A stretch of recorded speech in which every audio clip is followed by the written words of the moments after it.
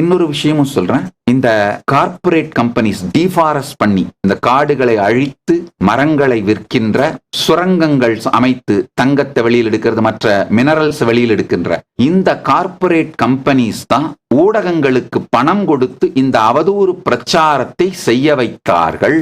செய்ய வைத்து சட்டவிரோதமாக எங்களுடைய ஒரு நிலப்பரப்பிலிருந்து நாங்க ட்ரீட்டி மூலமா சைன் பண்ணி எங்களுக்கு அட்டானமஸ் ஜோனா அளிக்கப்பட்ட ஒரு நிலப்பரப்பிலிருந்து எங்களை வெளியேற்றினார்கள். நல்லா புரிஞ்சுக்கோங்கம்மா. ஊடகங்கள் என்ன சொன்னாங்கன்னா, அந்த நிலப்பரப்பை அபகரிக்கின்றோம், அந்த இடத்துல 3 லட்சம் பேர் வாழற பூர்வக்குடிகள் இருக்கிற இடத்துல 3 சன்னியாசிகளை அனுப்பி அங்க அன்னதானம், யோகா வகுப்புகள் போன்ற சேவைகள் செய்யறோம். 3 சன்னியாசி போய் 3 லட்சம் பூர்வக்குடிகள் இருக்கிற நிலத்தை அபகரிச்சிட முடியுமா?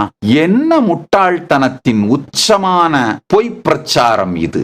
அந்த மொத்த தாக்குதல் எவ்வாறு அது நிகழ்த்தப்பட்டது, ஏன் நிகழ்த்தப்பட்டது, என்ன நாங்கள் செய்து கொண்டிருக்கின்றோம்ன்ற உண்மை முழுவதையும் உங்களுக்கு இந்த டாக்குமெண்ட் மூலமா பிரசன்ட் பண்றேன். நீங்க படிச்சு பாருங்க.